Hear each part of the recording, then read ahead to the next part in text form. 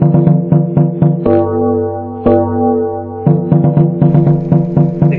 है, आप नोट करेंगे साथ में, मैं मुंह से भी बोल रहा हूं। द क्यूबिक, देखो simple, the cubic unit cell, the cubic unit cell formed by combination of two element, formed by the combination of two elements, combination of two elements A and B। Clear? हमारे पास क्या है, कोई cubic unit cell form हो रही है जिसमें elements क्या है, A और B है। A is present on at corner,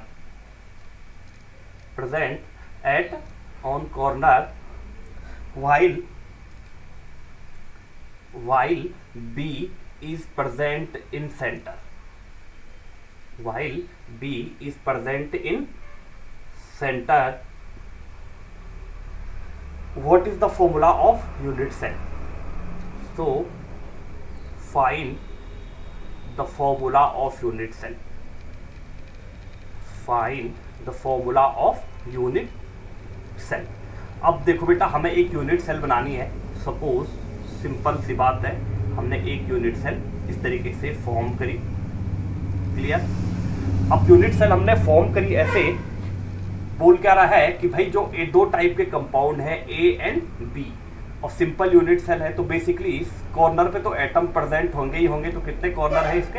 8 corner है। तो बेसिकली हमने 8 कॉर्नर पे क्या कर देने हैं, 8 के 8 एटम हमने प्रेजेंट कर देने हैं। क्लियर? अब दूसरा बोल रहा है ये तो ए टाइप के हैं, जो हमने कॉर्नर पे बनाए ये ए टाइप के हैं। और दूसरा बोल रहा है while B is present in centre, और जो दूसरा कंपाउंड है बी, इसको यहाँ पे डार्क कर देते हैं ये वाला। क्लियर?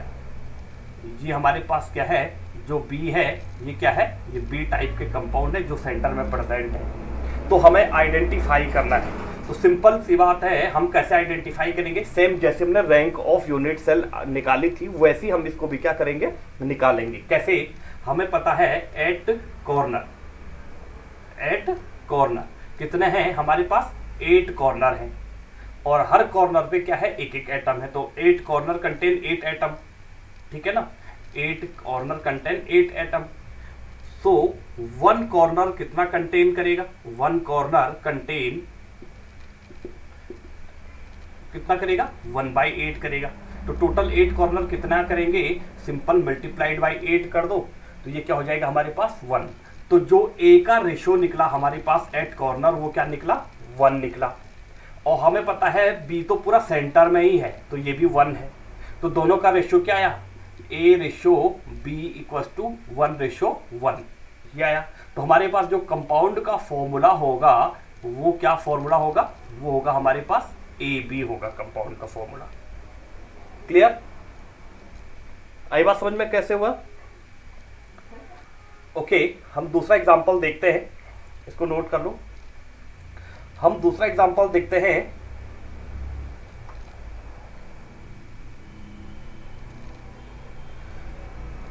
इसको हटा रहा हूं।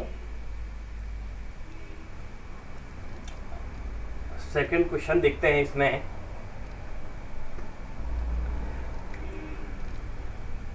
लिख देते हैं, एक compound is formed by x and y, अब से देखो दूसरी टाइप का क्वेश्चन है। ए compound is form by x and y while x is on corner, while x is on at corner। Clear? and y is present at every face of center,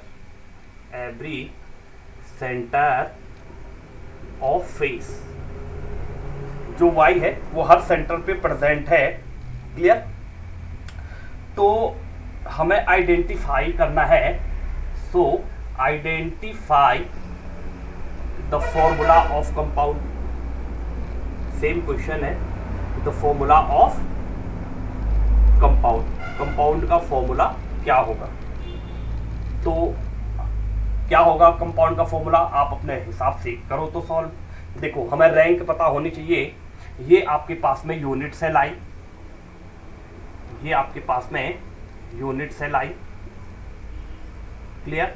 और हमें पता है जो फेस सेंटर यूनिट सेल में क्या होती है, with corner क्या होते हैं, प्रेजेंट रहते हैं एटम्स, आयंस और मॉलिक्यूल एट एवरी फेस। तो हमने एक क्रॉस से दिखा दिया, एक इस फेस पे होगा प्रेजेंट, दूसरा इस फेस पे प्रेजेंट होगा, तीसरा इस फेस पे प्रेजेंट होगा, चौथा इस फेस पे प्रेजेंट होगा, पांचवा इस फेस पे और 6 इस फेस पे, clear. This is the figure of face centre cell.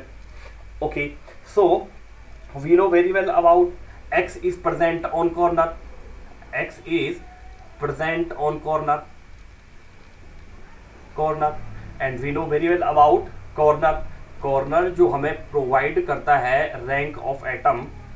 Corner provide us the rank, कितनी रैंक प्रोवाइड करता है, 1 की करता है। वाइल हमें पता है भाई, सीधे सीधे देखो फेस है तो हमें पता भी है, while face provide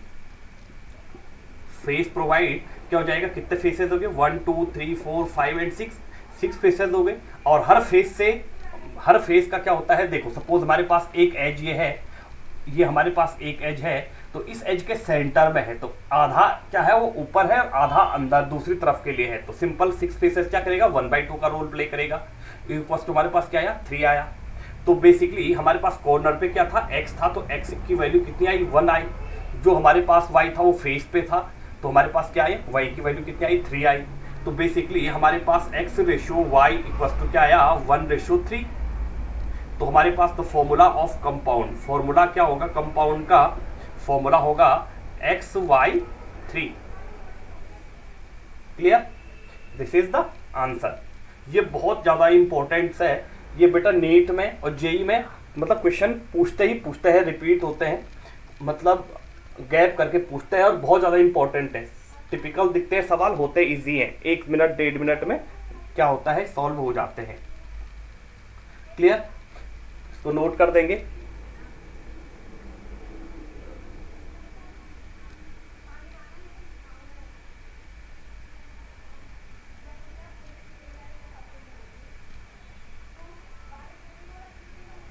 okay, next question पे चलते हैं।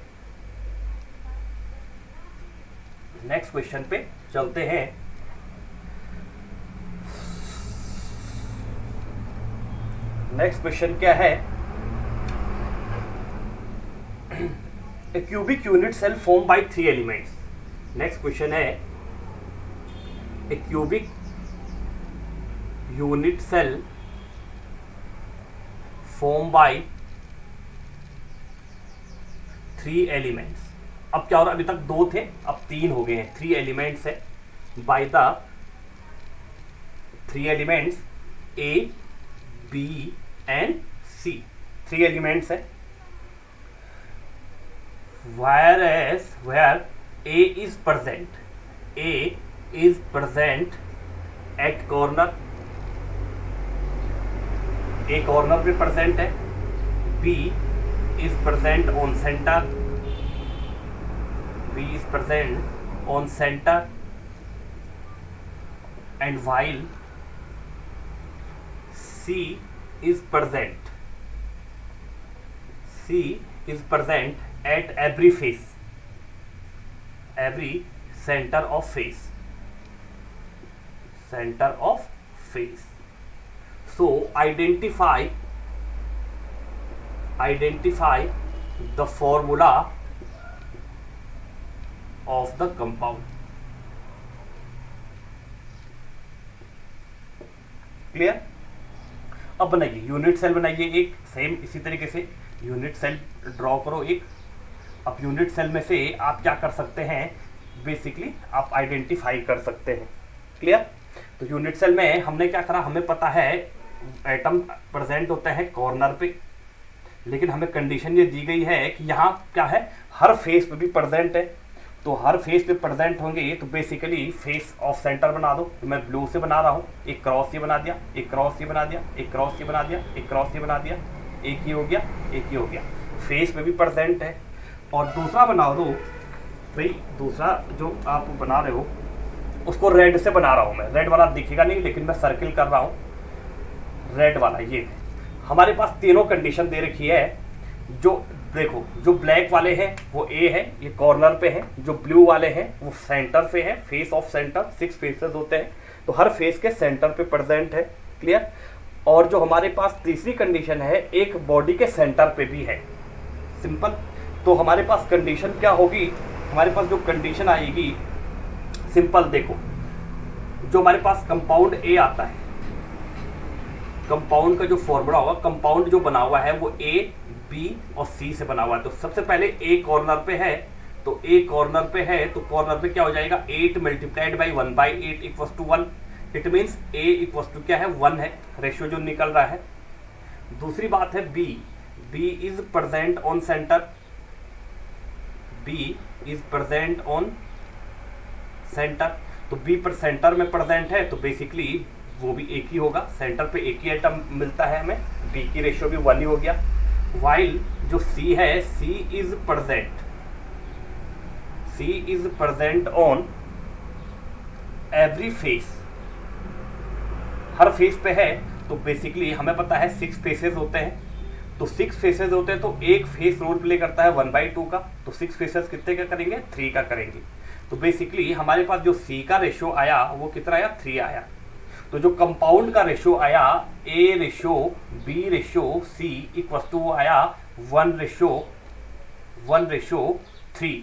तो कंपाउंड का फॉर्मूला क्या होगा हमारे पास, देखो यहाँ पे लिख देते हैं, जो फॉर्मूला होगा कंपाउंड का फॉर्मूला होगा ABC3। इस तरीके से हमारे पास क्या हो जाएगा, आपका फॉर्मूला निकल आएगा। This is the answer. Clear है? ओके, नेक्स्ट देखते हैं।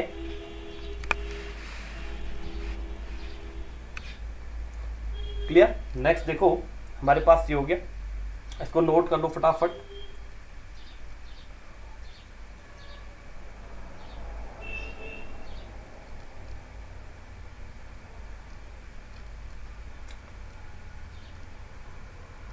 हटा दो इसको।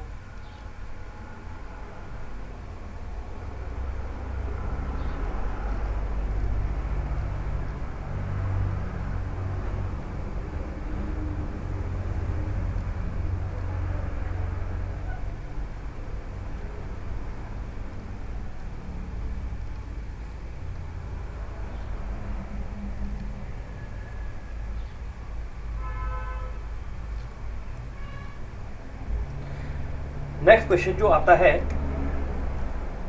क्वेश्चन नंबर जो 4 आएगा उसमें थोड़ा सा क्वेश्चन चेंज है। क्वेश्चन नंबर 4 है, सोडियम क्रिस्टलाइजेस, सोडियम क्रिस्टलाइजेस इन BCC लेटिस, इन BCC लेटिस। अब यहाँ पे देखो हमें क्वेश्चन में दे रखा है कि सोडियम क्रिस्टलाइज होता है किसमें, BCC लेटिस में, इस पे ध्यान देना है। क्लियर। आगे पूछता है what is the number of, what is the number of unit cell in 1 gram of sodium atom, 1 gram of sodium atom. 1 gram के सोडियम एटम में, सोडियम में कितना आपके पास में नंबर ऑफ यूनिट सेल होगा। If atomic mass, if atomic mass of sodium is 23, is 23। अब देखो ये हमें गिवन है, सोडियम का मास हमें गिवन है, तो बेसिकली हमें इसको कैसे कैलकुलेट करना है, उसके लिए हमें पता होना चाहिए सबसे पहले कि बेटा जो सोडियम का जो, देखो हमें पता है 1 मोल इज इक्वल टू, देखो for sodium 1 mole is equal to कितना होता है, 6.023 इंटू 10⁻23 ग्राम एटम्स। क्लियर। और हमें पता है 1 मोल सोडियम होने के लिए, देखो 1 मोल ऑफ सोडियम कितना होगा, 1 मोल ऑफ सोडियम जितना इसका एटॉमिक मास होगा इज इक्वल टू 23 ग्राम।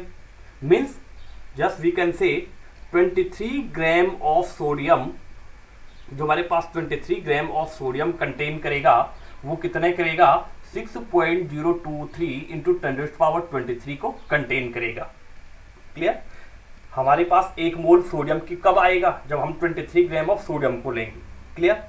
अब हम 23 ग्राम ऑफ सोडियम को लेंगे, वो कैसे बोला मैंने, वो इसलिए बोला कि जितना एटॉमिक मास है, एटॉमिक वेट है, उसको जितना किसी भी एलिमेंट्स का, जैसे सपोज हमारे पास आ रहा है भाई कि सोडियम का 23 ग्राम है, तो सोडियम की जगह अगर हम लिथियम की बात करेंगे तो हमारे पास 6 पॉइंट जितना भी ग्राम आ रहा है, 6 उसका एटॉमिक मास होता है, तो 6 ग्राम अगर आप लिथियम को लेंगे तो बेसिकली क्या हो जाएगा, वो 1 मोल हो जाएगा।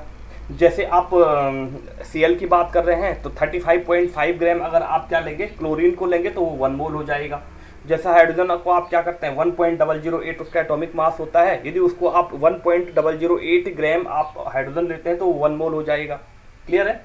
तो बेसिकली हमारे पास 23 ग्राम ऑफ सोडियम कंटेन करेगा इतने ग्राम एटम ऑफ सोडियम के। तो 1 ग्राम कितना करेगा, देखो 1 ग्राम विल कंटेन सिंपल 1 ग्राम कितना कंटेन करेगा, हमारे पास क्या जाएगा, सिंपल आ जाएगा 6.023 इंटू 10⁻23 डिवाइडेड बाई 23 आई बात समझ में। अब डिवाइडेड बाई 23 आ रहा है तो कंडीशन क्या होगी बेटा, यहाँ पे 23 आ रहा है। अब हमें ये दे रखा है, देखो ये तो हमें कैलकुलेशन करके निकल जाएगा, लेकिन साथ में क्या बोल रहा है, जो क्रिस्टलाइज होता है वो किस में होता है, बीसीसी स्ट्रक्चर में होता है। अब यहाँ पे हमें पता होना चाहिए कि जो बीसीसी यूनिट सेल होती है वो कितने एटम का रोल प्ले करती है। हमें पता है बीसीसी जो रोल प्ले करती है, बीसीसी की जो रैंक होती है, यहाँ पे लिख दो ऊपर से रैंक ऑफ बीसीसी, इसको हटा दो। रैंक ऑफ बीसीसी कितनी होती है, 2 होती है। तो बेसिकली आ जाएगा 6.023 into 10⁻23 divided by 2 multiplied by 23। Clear. अब 2 मल्टीप्लाइड बाई 23 हो रहा है तो इसको हम क्या कर देते हैं, सिंपल देखो 1 10 की पावर ले लो तो ये हो जाएगा 6.23 इंटू 10⁻22 हो जाएगा, और डिवाइडेड बाई ये हो जाएगा हमारे पास 46। 23 2 46 हो रहा है। तो जो इसका आंसर आएगा वो बेसिकली वो आएगा आपके पास में इक्वल टू आ जाएगा आपके पास में आएगा 1.31 करीब आएगा, क्योंकि 46 में जब 46 2 जब कितना हो रहा है 92 होता है, तो 1 टाइम जाएगा तो 1.31 आएगा इंटू 10⁻22। तो इतने ग्राम क्या करेगा भाई, 1 ग्राम ऑफ सोडियम कंटेन करेगा। क्या पूछ रहा है, 1 ग्राम ऑफ सोडियम एटम, ठीक है ना। क्या करेगा, what is the number of unit cell, तो जो नंबर ऑफ यूनिट सेल हो गए, देखो simple number of unit cell in 1 gram of sodium. तो ये भी बहुत इंपॉर्टेंट है, ये 2012 में आपको पूछ रखा है जेईई में। क्लियर है, नोट करेंगे इसको।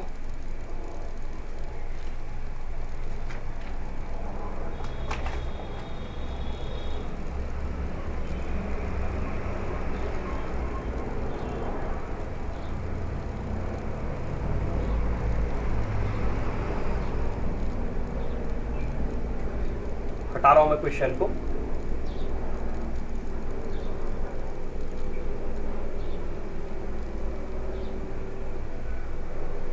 नेक्स्ट जो आता है, नेक्स्ट क्वेश्चन है, क्वेश्चन नंबर नेक्स्ट जो भी नंबर आ रहा है इसका, और हमारे पास है टंगस्टन। टंगस्टन को रिप्रेजेंट करते हैं W से। टंगस्टन देखो crystallises, tungsten crystallises in again BCC structure. क्या कर रहा है, क्रिस्टलाइज हो रहा है बीसीसी स्ट्रक्चर में। If the edge length of unit cell is 316.4 316.4 picometer, then find the radius of atom. अब हमें क्या दे रखा है, देखो हमें यूनिट सेल की जो एज लेंथ होती है, एज लेंथ कितनी दे रखी है, 1. तो यहाँ पे यूनिट सेल को ड्रॉ करो एक सिंपल. देखो इसको कैसे सॉल्व करना है, यूनिट सेल की एक यूनिट सेल ड्रॉ कर दो बीसीसी वाली. बेसिकली ये हमने क्या कर दी, ये बीसीसी स्ट्रक्चर ड्रॉ कर दिया. कॉर्नर पे एटम होंगे ही होंगे, इसको कॉर्नर पे एटम पे दिखा दो. ठीक है, एक सेंटर पे भी होगा प्रेजेंट. क्लियर. अब होता क्या है, बेसिकली ये हमारे पास है एज लेंथ. हमें सपोज किसी भी एज लेंथ, देखो सिंपल क्यूबिक है तो इसकी एज लेंथ जितनी होगी उसकी इतनी हाइट भी होगी, उसकी इतनी ब्रेड्थ भी होगी. तो हमें एज लेंथ कितना बोल रहा है वो 316.4 पिकोमीटर. ये इतनी इसकी क्या है, एज लेंथ है. Edge length A equals to. Clear. और हमें पूछ रहा है इसकी रेडियस फाइंड करो एटम की. तो हमें पता है, हमने रिलेशन पढ़ा था, relation between edge length and radius for BCC unit cell. तो यहाँ पे वही चीज ड्राइव करने की जरूरत है. तो relation between edge length and radius of atom तो जो हमारे बीच में हमने जो लास्ट टाइम पे पढ़ा था, जो इसके बीच की रिलेशन है वो क्या होता है. तो बेसिकली जो हमारे पास बीसीसी के लिए जो हमारे पास एज लेंथ के लिए जो वो आता है R is equal to √3 × A divided by 4. ये हमारे पास क्या है, रिलेशन आता है. अब देखो हमें एज लेंथ A दे रखा है, हमें R कैलकुलेट करना है. सिंपल है. तो बेसिकली हम R इज इक्वल टू क्या कर देते हैं, देखो R इज इक्वल टू हमें फाइंड करना है √3 मल्टीप्लाइड बाई कितना दे रखा हमें, देखो 316.4 पिकोमीटर डिवाइडेड बाई 4. अब तुम बोलेंगे ये 4 कहाँ से आया, ये 4 हमें क्या है, रिलेशन से मिल रखा है. पीछे जो हमने रिलेशन ड्राइव किया था एज लेंथ और रेडियस में बीसीसी यूनिट सेल के लिए, ये फॉर्मूला हमें वहाँ से मिला था. यहाँ से हमें A दे रखा है, A गिवन है, हमें रेडियस निकालनी है. तो रेडियस निकालो इसको, तो इसको 4 से कट करो. 4 7 जा 28 हो गया, 3 36, 4 9 जा 36, 4 1 जा 4. ये आ गया हमारे पास. तो √3 की वैल्यू कितनी होती है, 1.73 मल्टीप्लाइड बाई 79.1. ये R इज इक्वल टू आ जाएगा. तो बेसिकली इसको कैलकुलेट करके जितना आ रहा है वो अप्रोक्सीमेटली 137.04 पिकोमीटर. अप्रोक्स लिख देता हूँ मैं, आप कैलकुलेट कर लेना जितना भी आ रहा होगा. तो ये आपकी क्या आ जाएगी, रेडियस आ जाएगी एटम की. ये भी इम्पोर्टेंट है, ये भी 2014 में पूछ रखा है, जेई में भी पूछ रखा है और बोल्ड में भी पूछ रखा है, सीबीएसई बोल्ड 2016 में. क्लियर. ओके. तो ये आपके पास में क्या हो गया, बीसीसी स्ट्रक्चर हो गया इसके लिए.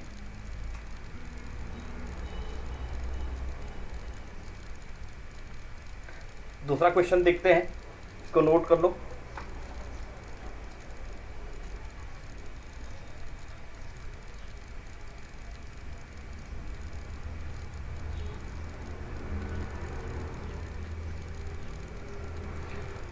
दूसरा देखो, इसको हटा देता हूं.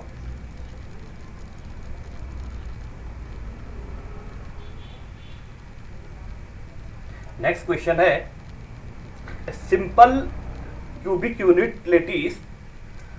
देखो क्वेश्चन है a simple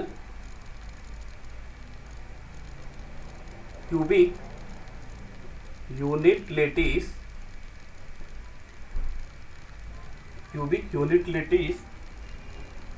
have diagonal length 4.25 angstrom. Clear. And then find the edge length of